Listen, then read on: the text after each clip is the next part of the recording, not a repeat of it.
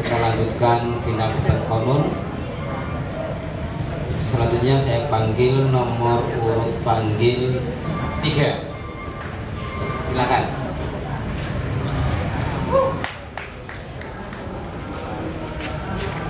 Tiga, ya silakan. Wakilnya silakan. 3.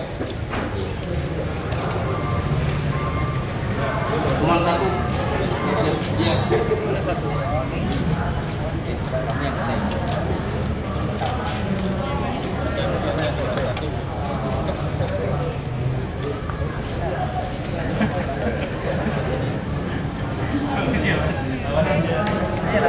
Tema ex narapidana korupsi sebagai calon anggota legislatif.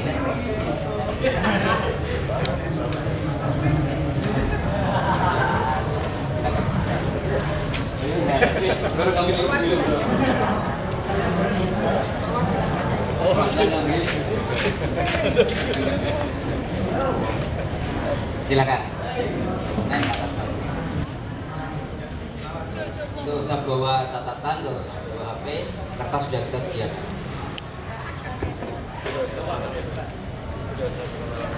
Ya, sudah tidak usah kenalan, tapi kenal semua.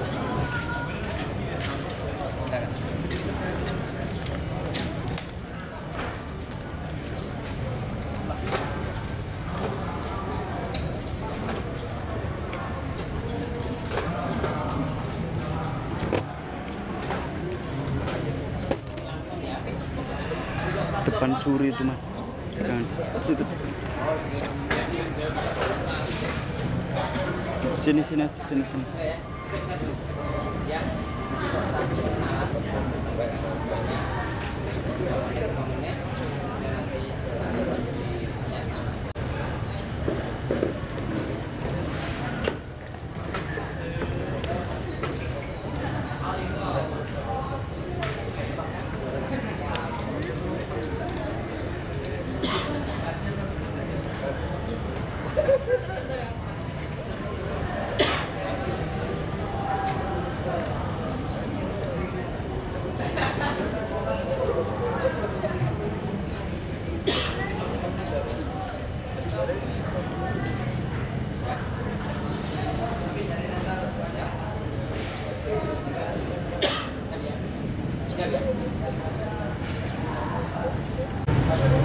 Cek.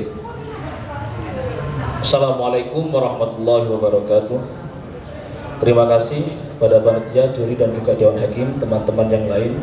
Kami mengutarakan dari tim pro, menurut literatur yang kami baca, bahwasannya dari komisioner KPU yang bernama Idham Holik HOLIK itu menyatakan bahwa dalam peraturannya untuk menyelenggarakan pemilu itu dalam timnya atau pihaknya itu mengacu pada undang-undang dasar dan undang-undang yang sah di Indonesia. Dalam Undang-Undang 45 pasal 27 ayat 1 itu dikemukakan bahwa semua warga Indonesia itu memiliki hak yang sama, kesamaan dalam hak untuk mendapatkan kursi dalam pemerintahan. Kurang lebih seperti itu. Pasal 28D ayat 1 tahun UUD tahun 1945 juga menyatakan demikian. Kemudian dari situ terdapatlah undang-undang tentang HAM nomor 39 tahun 99 yang isinya pada nomor 47 itu menyatakan bahwa semua warga Indonesia juga berhak untuk mengikuti parlemen sebagai calon dan seterusnya. Kemudian polemik muncul pada tahun 2018 pra pemilu presiden dan seterusnya, bahwa mantan narapidana itu tidak bisa mengikuti, tidak bisa mendapatkan kursi sebagai calon legislatif. Nah, tentunya hal ini sangat bertabrakan dengan undang-undang yang telah dicetuskan tahun 45 dan juga Undang-Undang nomor 39 tahun 99. Alhasil kemudian karena banyak pihak yang kontra, Mahkamah Agung mencetuskan bahwa peraturan tersebut dibatalkan. Demikian ini pasti mengacu dengan konsep kesetaraan keadilan sosial bagi seluruh rakyat Indonesia, di mana semuanya berhak untuk mendapatkan kursi di parlemen. Sekian.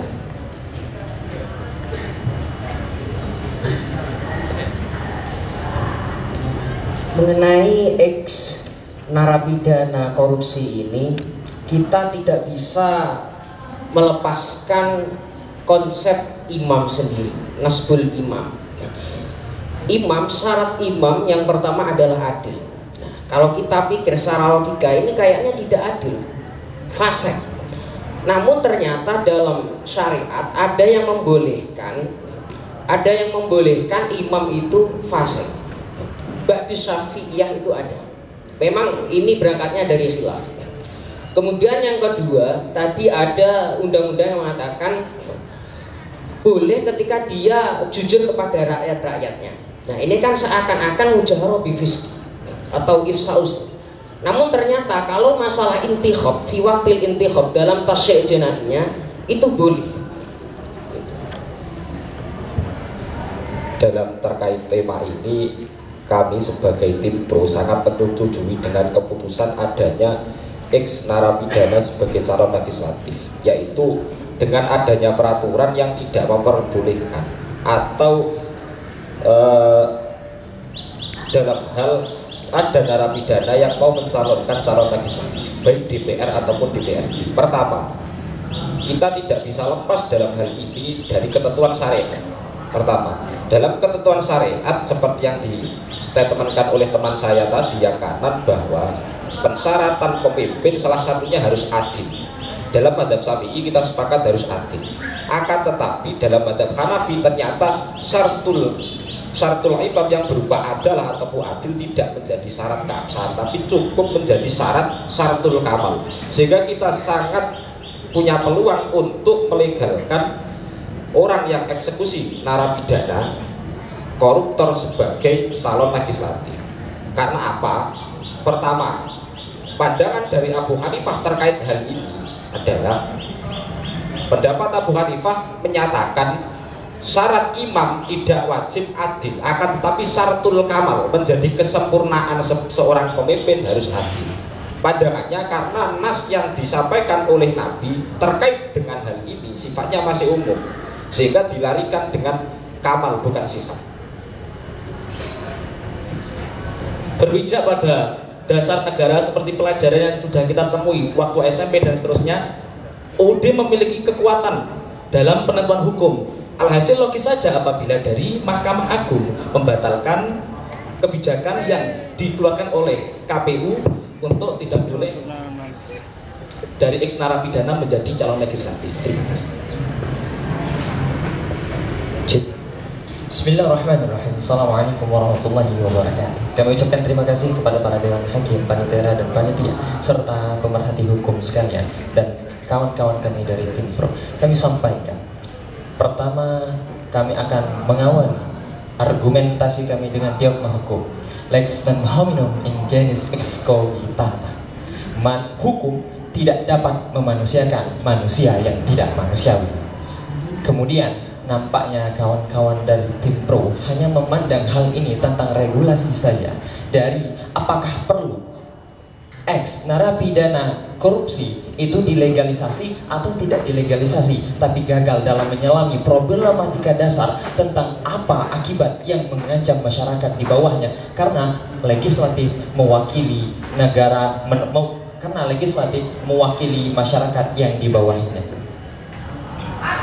Kemudian sedikit tambahan, Undang-Undang Nomor 7 1945 mengatakan bahwa anggota DPR kabupaten kota itu adalah warga negara Indonesia yang kemudian memenuhi syarat, yaitu tidak terpidana melalui keputusan pengadilan agama. Maka ini sangat jelas bahwasanya seorang anggota DPR kabupaten kota maupun provinsi itu merupakan bukan narapidana dari melalui keputusan pengadilan agama seperti itu. Kemudian kami menanggapi argumentasi dari teman-teman tim pro tadi mengatakan bahwa tadi mereka sudah sepakat bahwa syarat menjadi pemimpin adalah adil. Nah, kemudian teman yang di sebelahnya mengatakan kembali bahwa syarat adil ini adalah syarat sebagai kesempurnaan. Nah, berarti jikalau kita memilih anggota legislatif kita dengan orang ex narapidana, yaitu orang yang tidak adil di dalam hal ini, maka kita memilih seorang pemimpin yang tidak sempurna seperti itu. Karena tadi tim pro mengatakan bahwa syarat adil dalam memilih pemimpin itu hanya seperti syarat kesempurnaan saja. Jadi argumen tim pro ini menjadi bumerang balik kepada teman-teman tim pro itu sendiri yang mengatakan bahwa adil sebagai syarat kesempurnaan pemimpin. Berarti jikalau kita memilih pemimpin yang tidak adil, berarti kita memilih pemimpin yang tidak sempurna. Terima kasih. Lanjutan. Bismillahirrahmanirrahim. Izin meminjam argumen saudara tadi. Kami izin meminjam argumen yang mengatakan bahwa kalangan ashabus syafi'iyah itu mensyaratkan adil itu menjadi syarat menjadi imam. Betul? Betul. Syarat imam itu adil kan menurut ashabus syafi'iyah. Tetapi tadi dikatakan ada qaul dari kalangan Hanafiyah yang mengatakan bahwa adil itu tidak menjadi syarat untuk menjadi hakim, tetapi menjadi syaratul kamal, syarat kesempurnaan seorang hakim. Bukankah jauh lebih baik jika seorang hakim itu sempurna dikarenakan keputusan? Bukankah lebih baik jika seorang hakim, jika seorang pemimpin, jika seorang anggota legislatif yang diberikan amanah begitu besar menjadi adil, disyaratkan menjadi adil? Kenapa? Karena amanah yang dia pegang itu sungguh besar, bukan main satu Indonesia yang dia pegang, apalagi anggota legislatif. Kita berangkat menuju kaidah al-khuruj minal khilaf mustahab, keluar daripada khilaf itu lebih diutamakan. Terima kasih. Langsung saya tanggapi. Yang perlu tim kontra sudah. Selanjutnya silakan dari Dewan Hakim.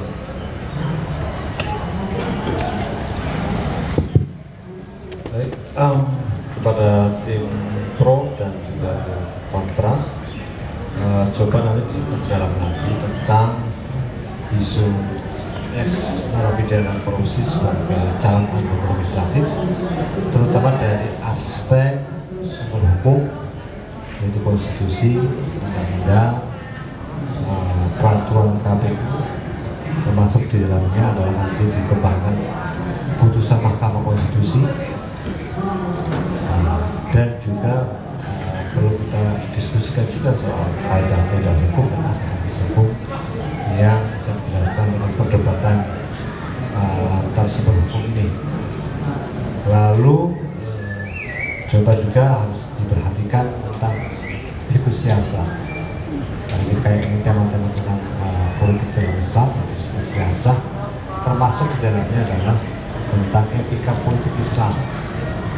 Karena isu atau perbincangan tentang ex narapidana korupsi sebagai anggota legislatif ini adalah bagian dari baik itu dalam sumber hukum di negara kita maupun dari doktrin yang dibangun oleh para ulama fiqh siasah, termasuk dalamnya adalah etika politik Islam dan juga falsafah Islam. Itu kira-kira yang perlu dipertajam lagi atau diskusi perdebatan ini bisa lebih mengena dan memberikan pencerahan bagi kita semua. Terima kasih. Silakan. Bismillahirrahmanirrahim. Permasalahan ini kan kemudian muncul pada tahun 2018 tentang peraturan KPU, PKPU.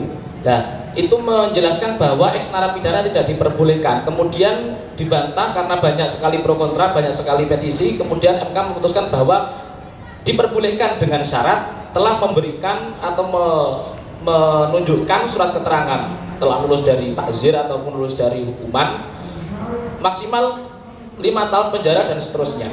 Alhasil dengan adanya surat keputusan tersebut yang telah terbebas dari penjara sesuai dengan artikel yang kami baca dari situs hukum dari Universitas Gadjah Mada, orang yang terbebas dari takzir tersebut kembali lagi seperti halnya orang yang merdeka. Artinya dia tidak terkena hukuman seperti itu alias mantan. Kemudian hak-haknya sebagai negara Indonesia, warga negara Indonesia untuk mencalonkan diri sebagai legislatif, warga normal dan seterusnya itu kembali seperti semula. Kurang lebih seperti itu. Dan yang perlu dipertegas lagi, bagi setiap warga, terutama warga Indonesia, punya hak konstitusional yang berupa apa? Baik dia orang yang belum pernah masuk penjara ataupun tidak, yang sifatnya mutlak, punya hak dia untuk dipilih ataupun memilih dalam hal pencalonan. Dan juga dalam konsep kita ini sebenarnya bukan mau menentukan imam, yang perlu diketahui oleh tim kontra. Kita bukan mau menentukan imam, hanya peraturan ini memberikan peluang atau tidak bagi alumni narapidana koruptor masuk dalam jajaran sebagai calon legislatif, bukan sebagai anggota legislatif, tapi sebagai calon legislatif.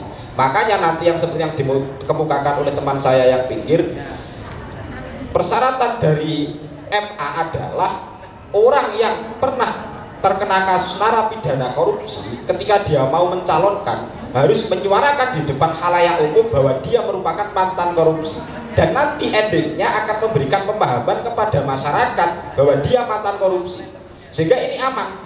Karena apa? Pertama, dalam konsep fikih seperti hanya dalam fikih Islam adilatu yang disampaikan oleh Wabazwaini, kenapa kok dalam fikih ada persyaratan adalah pertama, karena orang yang fasik muttahamun fidini, orang yang fasik masih dicurigai agamanya tidak jelas, tapi dengan adanya menyuarakan di depan khalayak umum sehingga sudah menghilangkan konsep muttahamun fidini, masyarakat sudah mengetahui bahwa ini sebenarnya sudah selesai, ataupun juga rakyat sudah berpikir kira-kira orang ini baik atau tidak. Secara nalar logis seperti itu. Boleh kami menyampaikan izin? Ya, terima kasih. Politik manis adalah hal yang tidak perlu kami sembunyikan lagi, telah ada di Indonesia tanpa perlu kami sebutkan. Buktinya adalah kebenaran yang dapat semua kita terima tanpa perlu kami sebutkan di mana siapa yang melakukannya. Tadi teman-teman dari tim pro menyatakan bahwa legalisasi hanyalah legalisasi, boleh saja mereka mencalonkan diri sebagai legislatif, masalah memilih adalah kedaulatan rakyat. Namun bagaimana bila mereka menerapkan politik money? Ini adalah termasuk kemungkinan-kemungkinan yang harusnya kita hindari. Seperti kita tahu, mereka adalah mantan atau ex narapidana korupsi, banyak uangnya. Ini hal yang perlu dipertimbangkan oleh kawan-kawanku dan tim pro. Kemudian kami akan menambahkan dari segi undang-undang.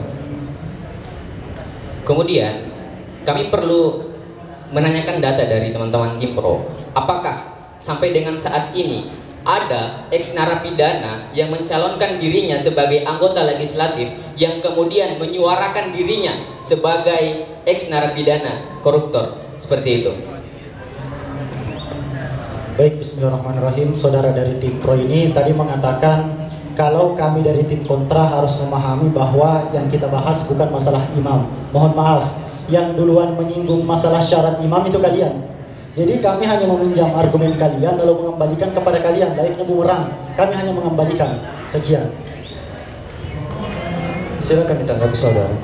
Pertama, tanggapannya dari paparan tim kontra belum menyuarakan atau belum mengambil referensi jelas, hanya mengadopsi dari tim pro.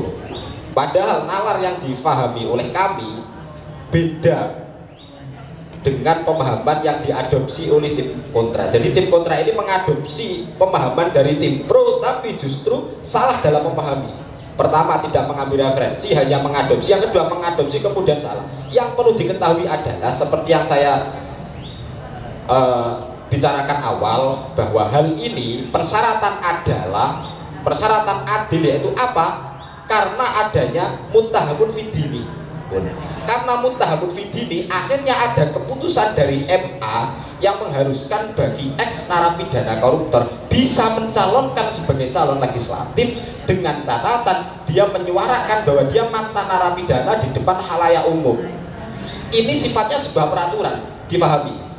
Kita bukan sifatnya memilih, tapi ini hanya pemerintah memberikan peluang atau tidak sebagai mantan narapidana koruptor masuk ke jajaran anggota calon legislatif. Bukan kita menstatuskan dia sebagai calon legislatif. Ini yang perlu dipahami.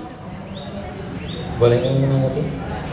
Sebenarnya kembali pada Undang-Undang Dasar Negara 1945 yang bersifat kuat, karena semua warga negara memiliki hak untuk maju ke legislatif. Entah itu narapidana, mantan narapidana dan seterusnya, karena ia telah memperoleh legitimasi dari MK dan seterusnya, seperti itu. Kemudian karena ya sudah saya jelaskan tadi, ada PKPU yang begitu bertabrakan, berbanding terbalik dengan yang telah dicetuskan oleh UUD. Alhasil mau gimana lagi, tidak mungkin untuk melarangnya sebagai calon legislatif. Seperti itu. Teman-teman, saudaraku dari tim pro serta pemerhati hukum Dewan Juri dan Panitera sekalian, nampaknya tim pro mulai melontarkan kata-kata yang provokatif kepada kami. Tadi telah kami sampaikan, nampaknya mereka benar-benar kurang memperhatikan apa yang telah kami ucapkan dari awal hingga akhir tadi mengenai hukum serta fikih dan lain hal.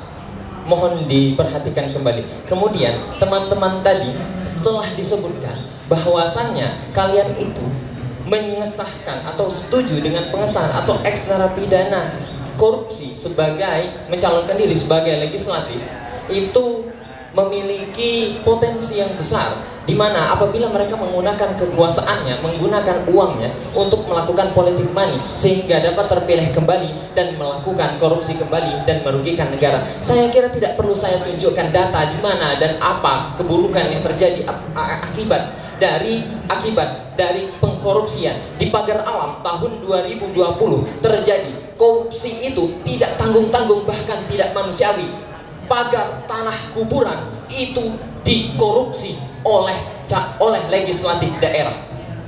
Itu data atau bukan? Terima kasih saudaraku. Mungkin saudaraku tidak menambah. Mengomentari tentang masalah fikihnya dari keburukan atau akibat nanti ke masyarakatnya. Sebenarnya dalam undang-undang yang ada, ketika seseorang itu adalah ex narapidana korupsi, pastinya sudah dihukum.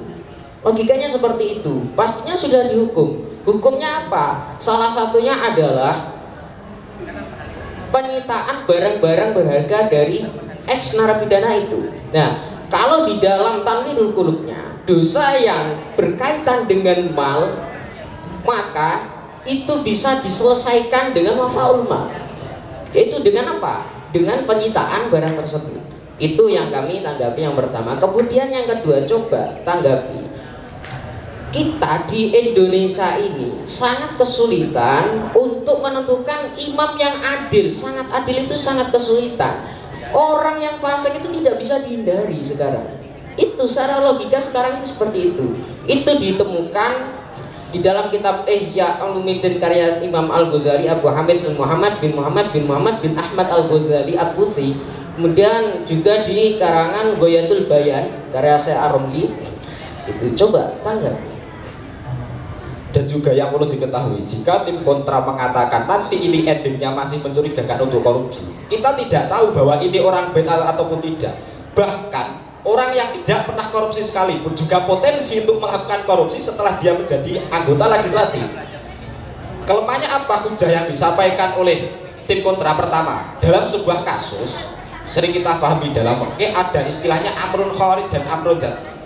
Amrun kharid ini sifatnya sudah di luar dari kasus ini, seperti yang telah disampaikan pertama, potensi dia untuk politik monai atau suap menyuap, dan juga potensi dia melakukan korupsi setelah dia menjadi calon legislatif. Sebenarnya justru malah dia menjustis bahwa orang yang pernah melakukan korupsi, dia pastinya tidak bisa lepas dari korupsinya. Padahal yang seperti yang telah dijelaskan oleh teman kami tadi, orang ketika melakukan sebuah maksiat itu ada dua, ada yang dzambun yang sifatnya bainallah dan dzambun yang sifatnya bainal ibad. Dzambun yang sifatnya bainallah, tobatnya cukup dengan dia dengan Tuhan. Yang dzambun dengan manusia ada kalanya harta.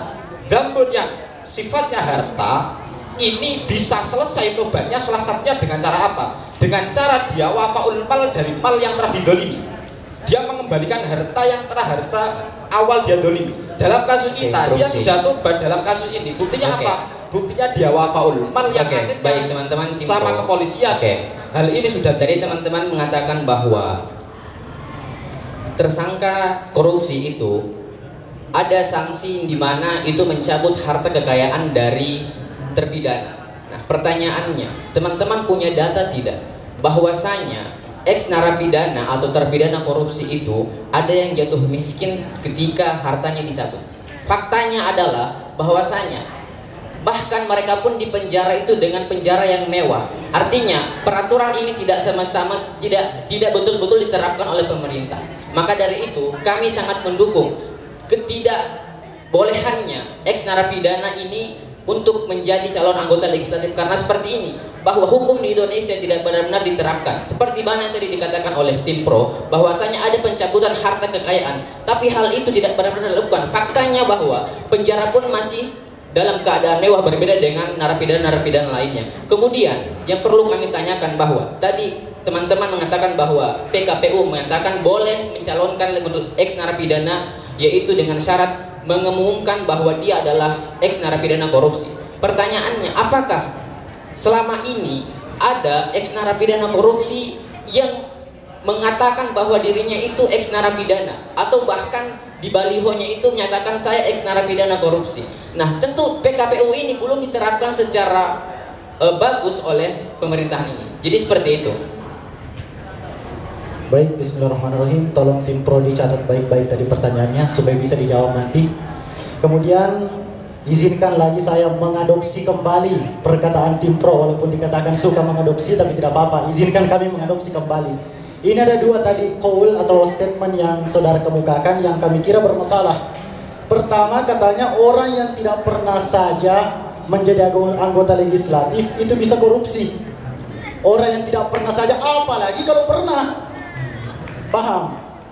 Kemudian yang kedua, tadi dikatakan bahwa kami dari tim kontra itu mengira secara pasti bahwa orang yang pernah terjerat atau ex narapidana kasus korupsi itu tidak bisa terlepas daripada yang namanya korupsi. Mohon maaf, kami bukan mengira bahwa mereka tidak bisa terlepas, tapi kami hanya mengadopsi kaidah darul mafasid muqaddamun ala jalbil masalih. Sekian.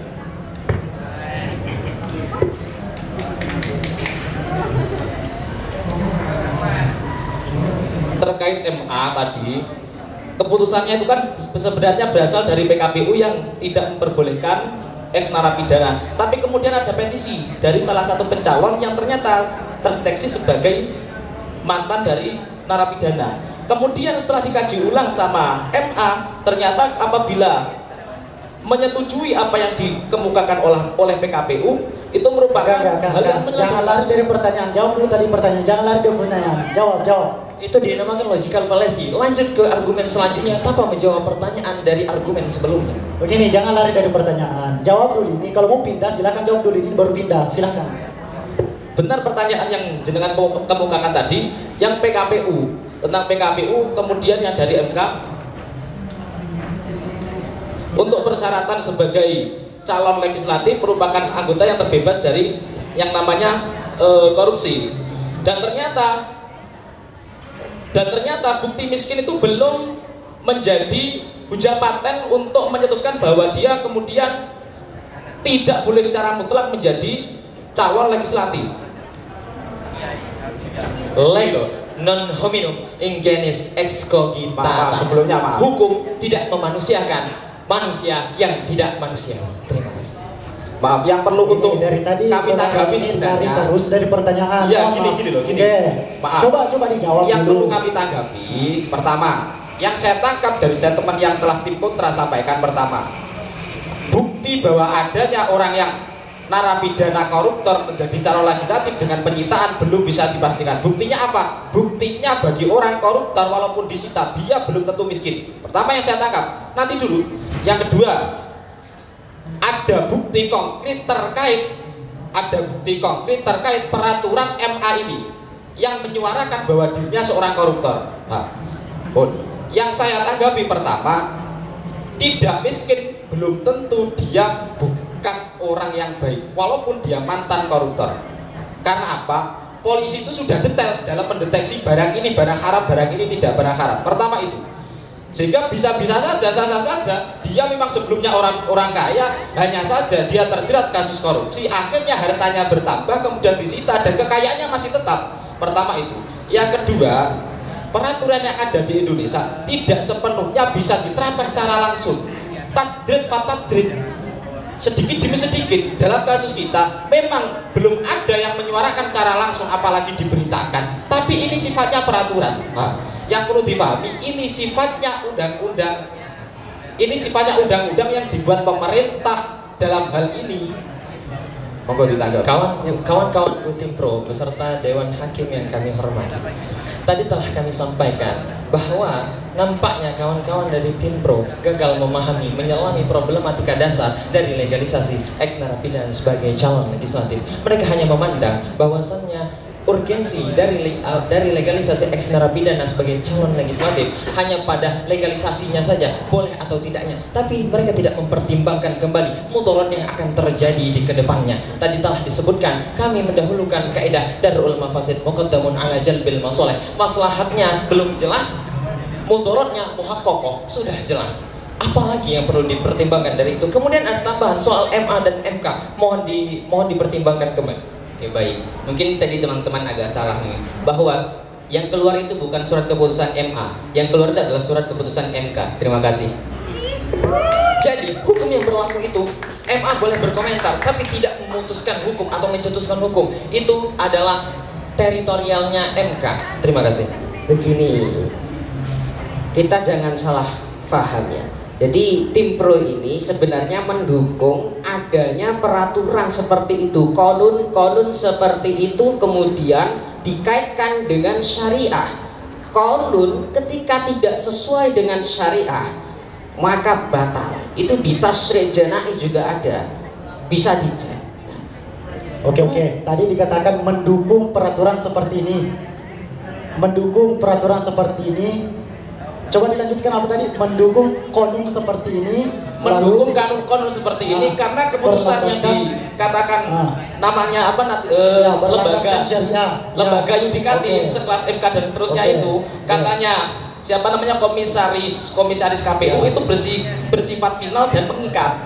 Alhasil bagaimanapun karena sudah ditentukan sedemikian maka KPU tidak bisa untuk melegitimasi lagi untuk meneruskan bahwa ex narapidana mutlak tidak boleh mencalonkan. Kami jelaskan. Pertama tadi dikatakan bahwa saudara dari tim pro mendukung undang-undang seperti ini, bahwa ex narapidana tentang boleh atau tidaknya menjadi anggota legislatif saudara mendukung selama di bawah underlying atau di bawah payung syariat. Oke, saya kemukakan kaidah tasarruful imam ala ra'iyati manutun bil maslahah. Keputusan daripada imam atau pemimpin itu harus manut bil maslahah, harus sesuai dengan maslahah.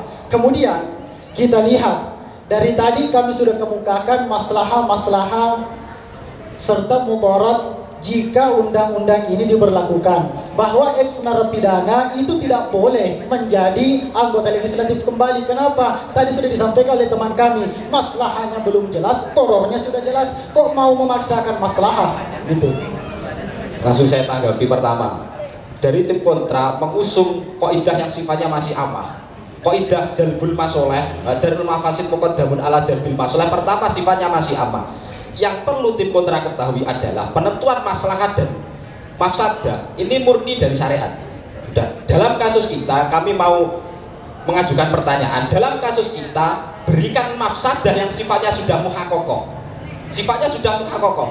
Sebelum kemudian dalam kasus kita tidak memperbolehkan narapidana untuk mencalonkan sebagai anggota legislatif. Sebenarnya ini sudah mafsadah, justru tidak bisa mencalonkan mafsadah. Mafsadahnya apa? Pertama, menabrak konsekuensi berupa hak konstitusional terhadap hak warga negara yang mana dia bisa untuk mencalonkan, punya hak untuk dipilih dan memilih. Gara-gara ada hal ini sehingga menabrak konsep ini sehingga muncul mafsadah, justru malah kebalik dalam memahami kaidahnya.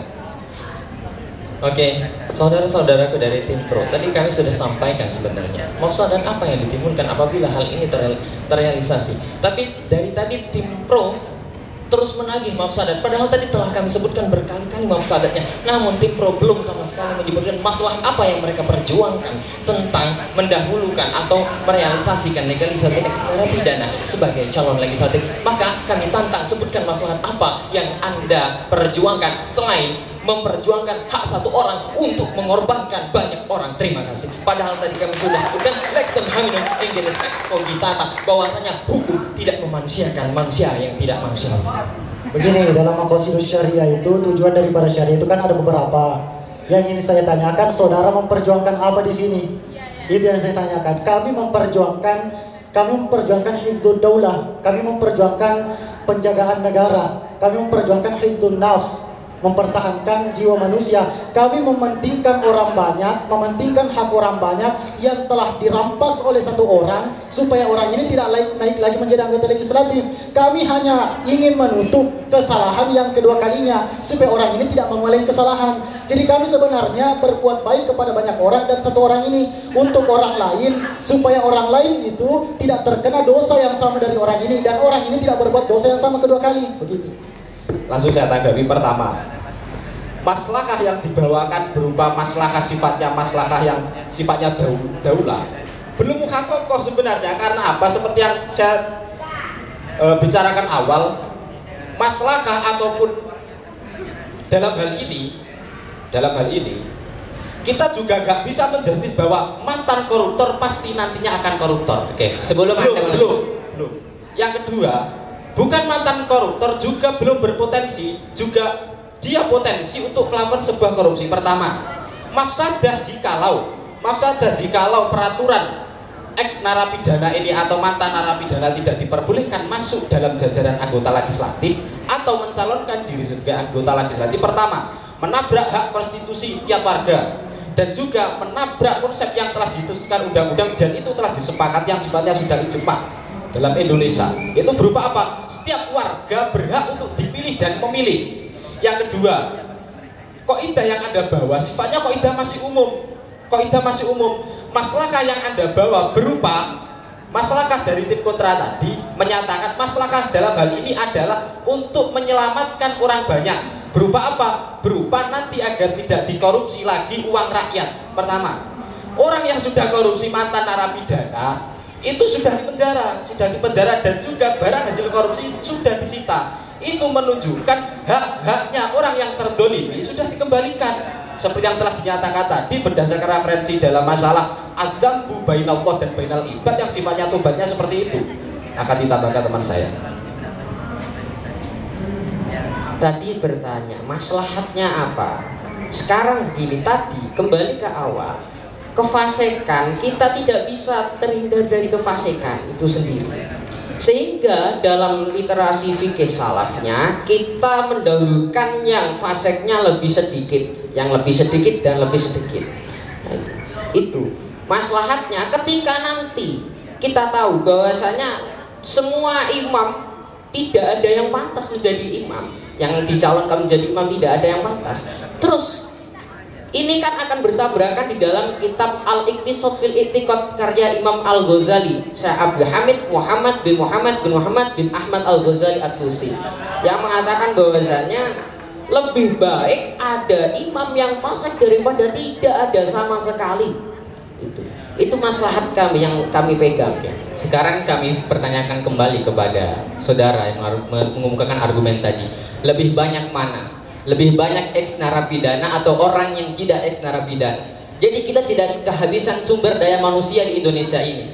Kita banyak orang yang pintar di bidang politik, banyak orang berpendidikan. Mengapa kita harus mengedepankan orang ex narapidana untuk menjadi wakil rakyat kita? Seperti itu. Teman-teman, tadi sudah kita sempitkan masalah kaidah itu tadi sebenarnya. Masalahnya apa, mafsadatnya apa, lagi-lagi belum disebutkan maslahat yang benar-benar maslahat itu tadi. Tadi teman yang mengambil dari sudut pandang teori fikih, berarti kami menangkap poin yang disampaikan itu adalah bahwasanya mereka mengedepankan orang-orang yang bersalah. Mereka mengatakan orang-orang yang bersalah itu tadi belum tentu melakukan kesalahan yang sama. Loh, orang-orang yang orang-orang yang lain saja tidak berpotensi, yang orang-orang yang belum melakukan saja berpotensi, apalagi orang-orang yang sudah melakukan lebih berpotensi lagi. Kekurangan sumber daya bagaimana kita sehingga harus mengedepankan orang-orang mantan narapidana korupsi untuk menjadi legislatif di negara kita. Terima kasih.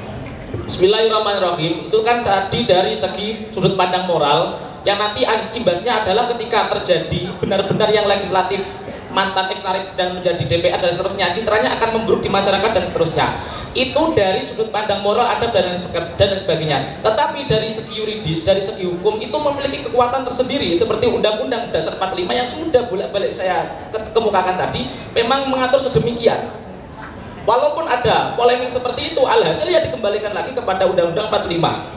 Kemudian ketika sudah mengalami ta'zir dan seterusnya, adalah orang tersebut sebenarnya sudah melakukan konsekuensi yang sama apabila memang dia itu sesuai dengan konsekuensi hukum yang ada, telah tobat dan seterusnya. Dan otomatis ketika orang yang bertobat keluar dari tobat tersebut, ya fa amruhum fawadun ilallah, seperti itu. Sedangkan kita kan menghukumi secara dohir, apabila secara dohir telah mengikuti proses hukum dan seterusnya, ya sudah sah-sah saja sebagai calon legislatif.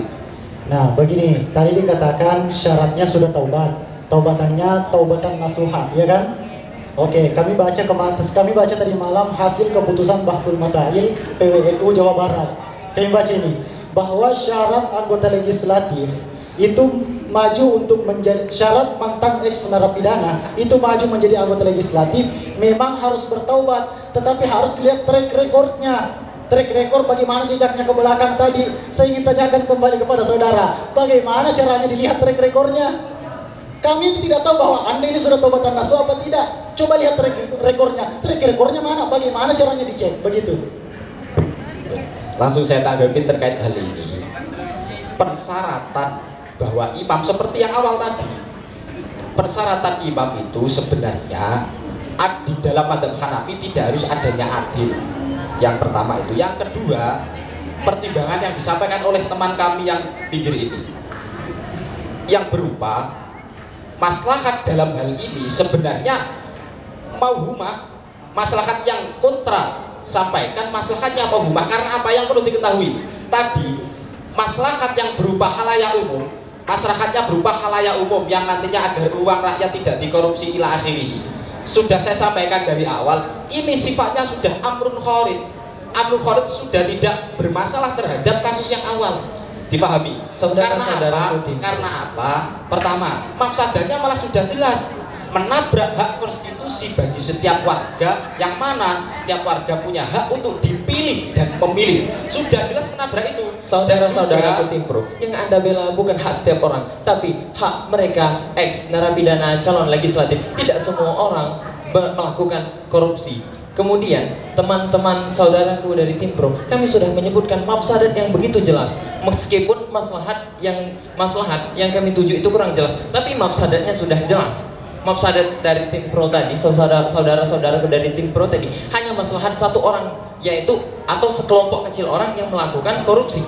Tapi maslahat yang kami ambil ini maslahat lebih besar lagi daripada maslahat yang diajukan Timpro, yaitu maslahat bagi orang-orang yang dipimpin oleh legislatif tersebut. Kemudian Indonesia itu memasuki urutan ketiga terbesar di ASEAN, negara dengan tingkat korupsi terbesar. Terima kasih. Begini, Anda harus pahami dulu bahwa maslahat umum itu lebih utama daripada maslahat khusus. Artinya maslahat untuk orang banyak itu lebih utama daripada maslahat untuk satu orang. Anda dari tadi selalu memperjuangkan hak konstitusi satu orang, tetapi lupa bahwa satu orang itu pernah mengambil hak orang lain. Bagaimana mungkin Anda mau memanusiakan manusia yang tidak bisa memanusiakan manusia yang lain? Gitu.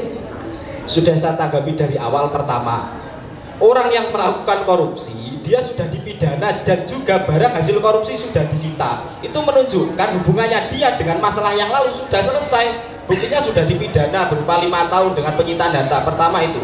Yang kedua, ketika kita menstatuskan seorang pemimpin harus sifatnya adil, itu pun juga sulit seperti yang dikemukakan oleh teman saya yang sebelah kanan. Pertama, mau nggak mau ketika kita harus mewajibkan seorang pemimpin harus adil, banyak wali di Indonesia ini yang nantinya harus adil juga. Seperti apa contoh wali nikah? Kita terkadang kesulitan menemukan seorang wali nikah yang di situ dipukul rata harus adil. Ketika dipukul rata harus adil, gimana kalau ada beberapa wali yang tidak adil? Kita mau mengesahkan apa tidak terhadap nikahnya? Itu juga perlu dikaji. Yang pertama itu. Yang kedua, bagaimana sikap Anda terkait tidak memperbolehkan mantan narapidana koruptor untuk mencalonkan? Padahal ini sudah jelas menabrak hak konstitusi. Monggo disikapi dulu yang ini. Oke, baik, terima kasih. Perlu kami jelaskan bahwa undang-undang ini tidak bersifat qot'i. Ketika ada masalah yang perlu kita perjuangkan, maka undang-undang ini bisa kita kaji kembali. Jadi teman-teman ini itu sangat menyuarakan undang-undang yang telah disebutkan bahwa ex narapidana itu bisa mencalonkan sebagai anggota legislatif. Nah, ini undang-undang ini tidak bersifat qot'i yang teman-teman ini. Jadi ini bisa dikaji ulang kembali. Maka dari itu kami lagi-lagi dari tim kontra sangat tidak menyetujui bahwa ex narapidana itu bisa mencalonkan sebagai anggota legislatif? Terima kasih. Terima kasih atas perdebatannya yang luar biasa. Berikan aplaus dulu kepada kedua tim kita. Bismillahirrahmanirrahim. Alhamdulillah, dari statement yang telah kami sampaikan yang notabene sebagai tim pro adalah kami sangat mendukung peraturan negara yang berupa ex narapidana koruptor mencalonkan sebagai calon legislatif dengan beberapa pertimbangan. Poin satu adalah seorang narapidana yang mencalonkan calon legislatif pastinya dia sudah dipidana selama 5 tahun dan juga barang sitaannya sudah diambil oleh pihak kepolisian. Ini menunjukkan bahwa tobatnya dia dari dosa masa lalu yang berupa mendolimi harta orang lain sudah selesai, seperti yang telah dicantumkan dalam kitab-kitab fikih. Yang kedua, pertimbangan kedua, mafsadahnya jikalau tidak diperbolehkan, justru ini malah menimbulkan mafsadah. Karena apa? Ini menabrak konsensus dari negara yang sudah paten, yaitu berupa setiap orang mempunyai hak konstitusional berupa dia punya hak untuk dipilih dan juga memilih. Sekian dari kami, dari Ma'had Ali Darussalam Pondok, kurang lebihnya mohon maaf. Terima kasih.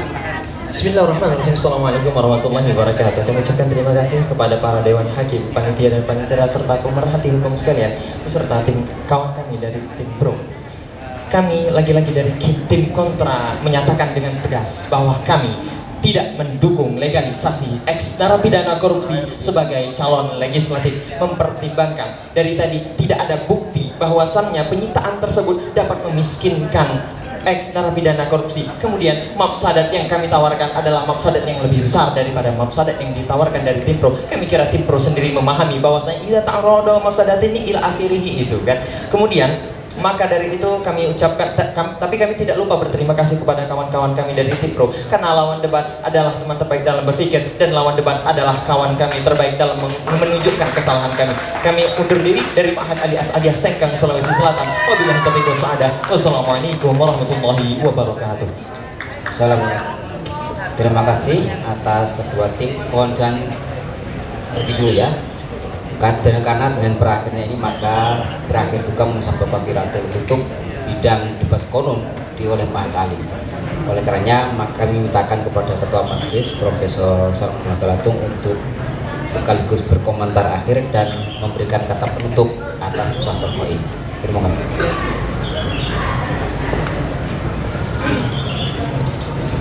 Bismillahirrahmanirrahim. Assalamualaikum warahmatullahi wabarakatuh. Bapak Ibu sekalian, dan khususnya kepada Ananda, baik pro maupun kontra, yang sudah mengeluarkan seluruh isi pikiran di dalam menjawab dan bertanya dan berargumentasi terhadap apa yang disampaikan baik pro maupun kontra, dan itu sangat luar biasa. Ada dua hal yang saya ingin sampaikan. Di dalam perspektif kita bernegara, apalagi di Indonesia, itu ada 3 norma yang harus dipahami dan sekaligus harus diikuti. Yang pertama adalah norma filosofi bangsa. Apa itu? Pancasila. Yang kedua, norma fundamental negara, yaitu konstitusi, Undang-Undang Dasar 45. Dan yang ketiga adalah norma hukum.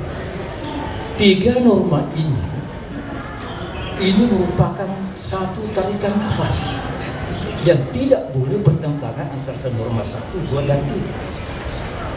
Nah, di dalam berbagai peraturan pada undang itu harus mengacu kepada aturan. Itu yang pertama. Yang kedua yang saya sampaikan bahwa saya teringat kata-kata Gus Dur bahwa Indonesia ini adalah salah satu negara terunik di dunia, yang paling unik di dunia.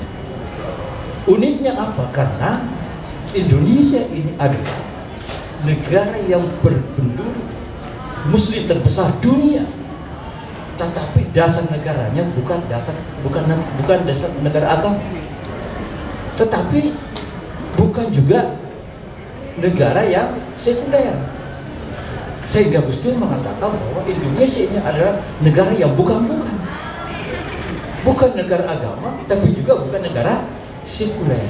tetapi negara menganggap agama itu sebagai jiwa dan roh bangsa.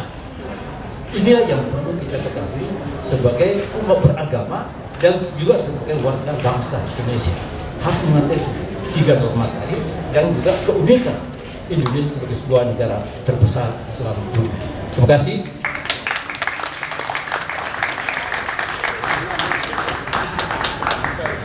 Bapak Baik, pada pihak pro dan kontra dan para hadirin saya hormati, diskusi debat tentang kanon itu sebenarnya menurut saya bukan menurut panitia ya.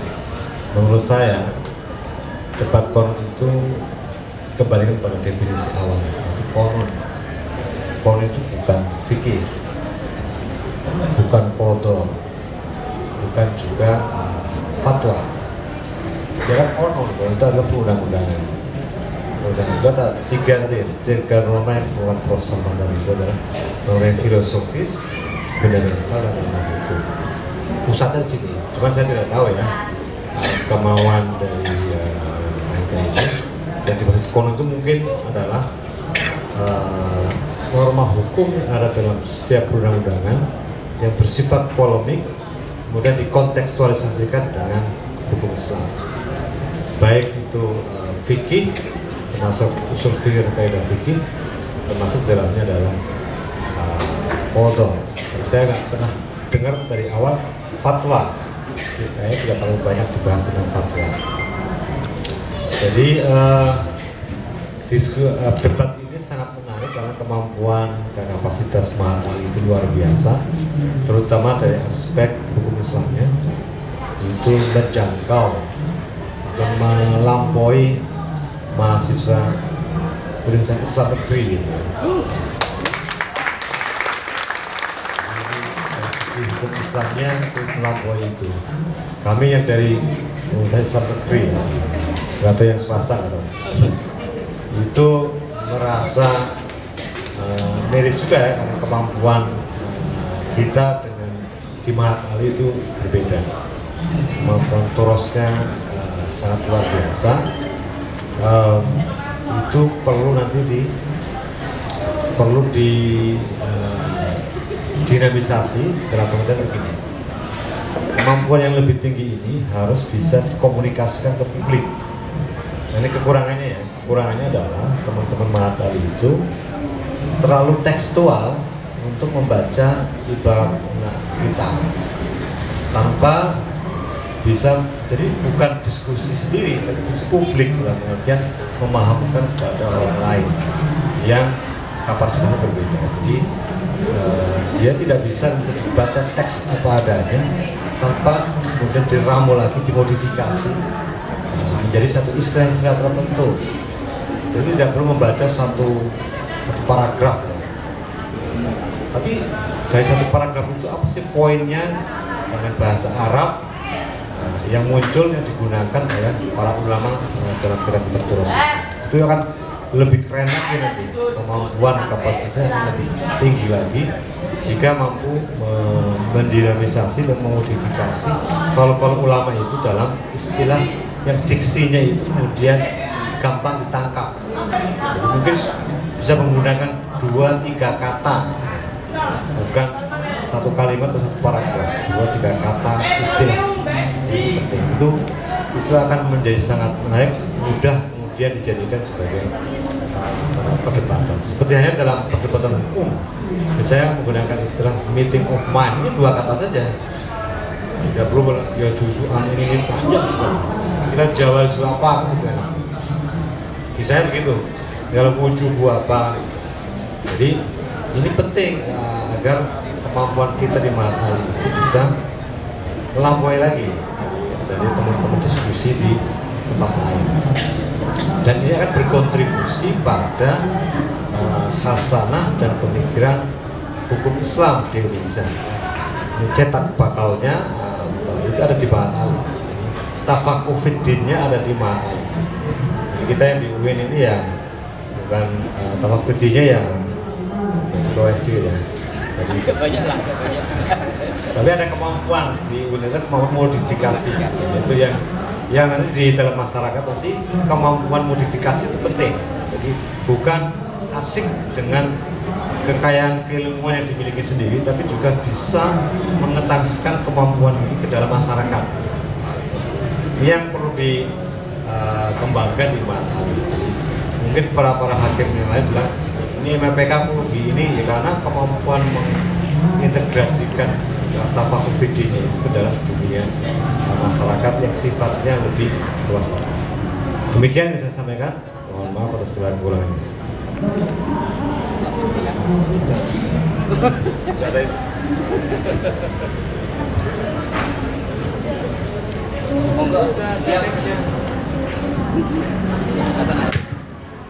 Assalamualaikum warahmatullahi wabarakatuh.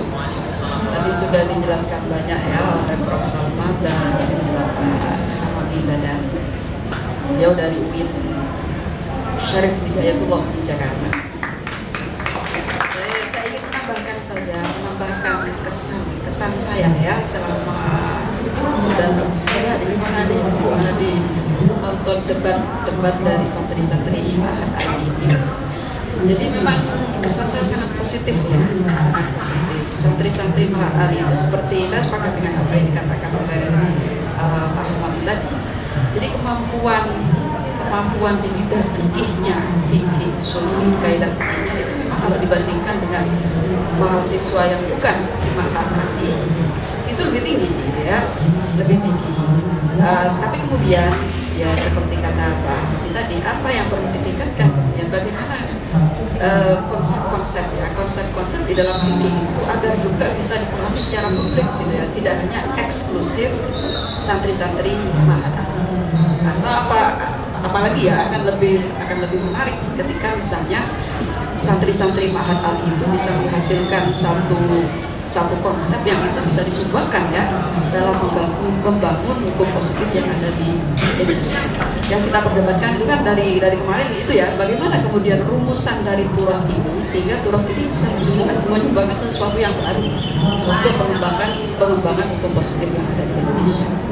Kemudian kesan saya juga kesan yang lain ya, ada hal-hal juga gitu ya yang perlu diperhatikan. Kalau di sini kan debatnya tidak kami menilainya tidak persoalan mana pendapat yang paling benar, bukan begitu kan? Karena di sini peserta dipaksa untuk pro dan dipaksa untuk kontra, gitu ya. Anda harus menyiapkan dua argumen itu, gitu kan? Walaupun sebenarnya Anda pro, gitu kan? Tapi ketika pilihannya diacak itu kontra, Anda harus menyiapkan sekuat tenaga bahkan ya argumen yang kontra itu. Jadi sebenarnya dalam debat ini yang dicari bukan mana pendapat yang paling benar di antara ini dari pro dan kontra gitu ya, tetapi bagaimana pro dan kontra ini bisa membangun argumen yang kreatif gitu ya. Logika hukum yang digunakan, kemudian konsep-konsep fikih, sulfik, kaidah fikih yang digunakan itu akan menjadi penilaian kami ya. Ada lagi satu ya kesan saya ketika satu hal, akhlak di dalam berdebat itu juga harus diperhatikan karena itu juga menjadi ujian kami ya, menjadi penilaian.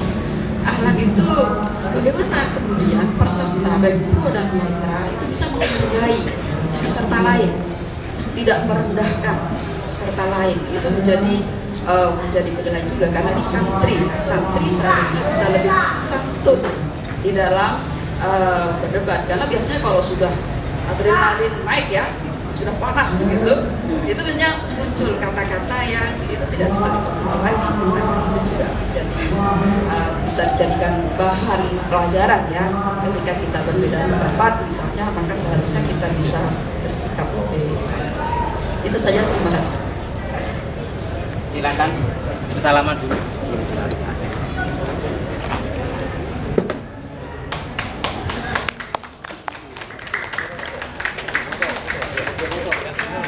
Ini, ini. Pak Tawari itu mau nggak ya? Iya. Oh, dia mau. Bisa. Oh, bisa, ada apa kan? Sekali. Mau gacak. Oh, benar.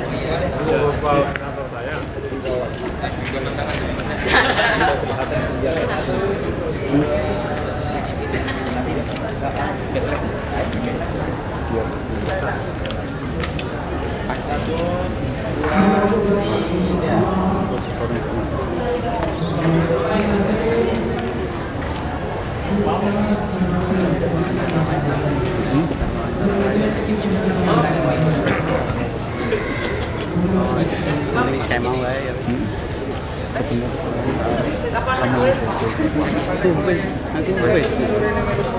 Kan kasus partai. Pak Imam, Kak minta fotokan aja. Sama ini foto ke atas. Pak Imam minta fotokan aja. Sama Mas Ing. Kita tolong Mbak.